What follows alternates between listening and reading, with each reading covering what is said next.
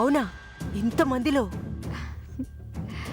చీరాల సాక్షిగా నేను భరణి జంట కాబోతున్నాం.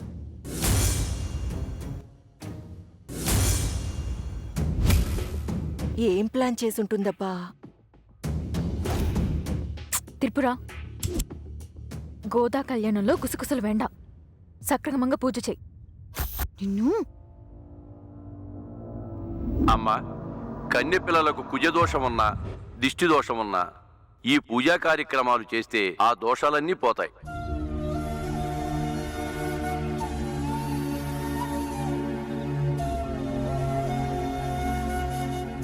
భక్తి శ్రద్ధలతో పూజదా చేసి ఆ కుంకుమను ఆ గోదాదేవి మీద వేస్తే అంతా శుభమే జరుగుతుంది. నాకు గోదాదేవి కళ్యాణం చూస్తున్నట్టు లేదు. ఈ రోజు జరగబోయే సంఘటనతో నా కడుపు నిండిపోతుంది. నా కక్ష తీరుతుంది. వల్లిపిల్లి, త్రిపుర పెళ్లి ఈ వేదిక మీద జరిగితే నిన్ను అడ్డంగా నిలువుగా నరికి చీరాల సముద్రంలో చేపలకి పడేస్తాను.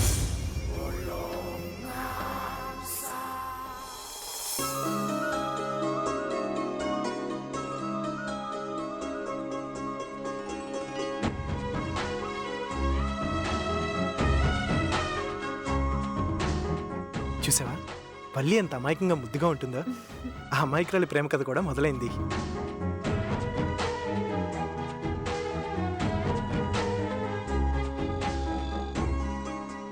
త్రిపుర భరణి ప్రేమ కాదు, వల్లి కార్తీక్ ప్రేమ గాథ పట్టాలెక్కేలా ఉంది.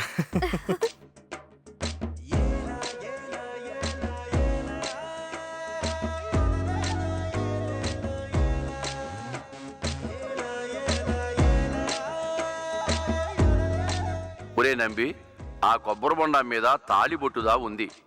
ఆ తాలిబొట్టును తీసుకెళ్లి 11 మంది కన్నె పిల్లలతో తాకించి తీసుకురా. అలాగే.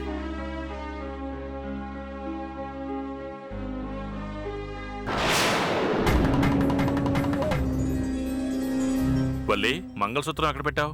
ఉత్సవ మూర్తుల పాదాల దగ్గరే ఉన్నాయి మామా.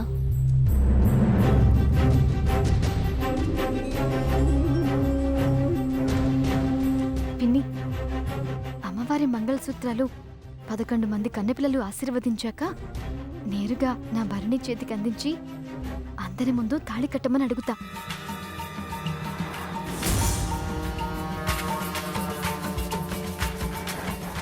ఎంతైనా నీ ధైర్యమే ధైర్యం. All the best. Thank you.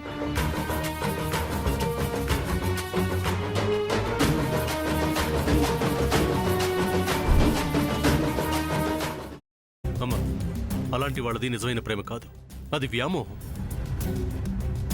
Exactly చిన్నత్త. నిజంగా ప్రేమించుకున్న వాళ్ళు అలా చేయరు. ఎంత మనసు విరిగిపోతే కన్న కూతుర్ని పట్టుకొని మా దృష్టిలో చచ్చిపోయా ఉంటుందా తల్లి? అది సరే అమ్మా, తన కూతురుతో తన మాట అనేటప్పుడు ఆమె మాటల్లో వ్యథ, కళ్ళల్లో బాధ గమనించావమ్మా? పెద్దబాబుకు బర్త్డే విషెస్ చెప్పు కూడా వెళ్ళాం కదా. ఊరికే ఎలా కాలిపోతుంది? మంట పెడితేనో పడితేనో తగలబడుతుంది.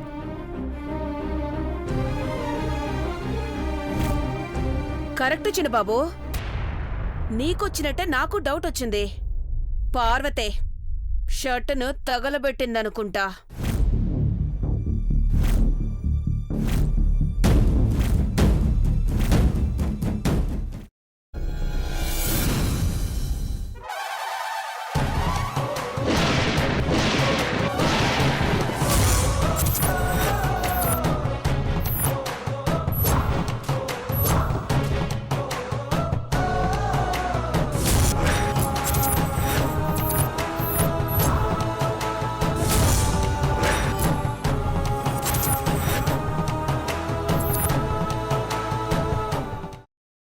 తర్వాత పొట్టు తీసేసి చాప్ చేసి పక్కన పెట్టుకోవాలి.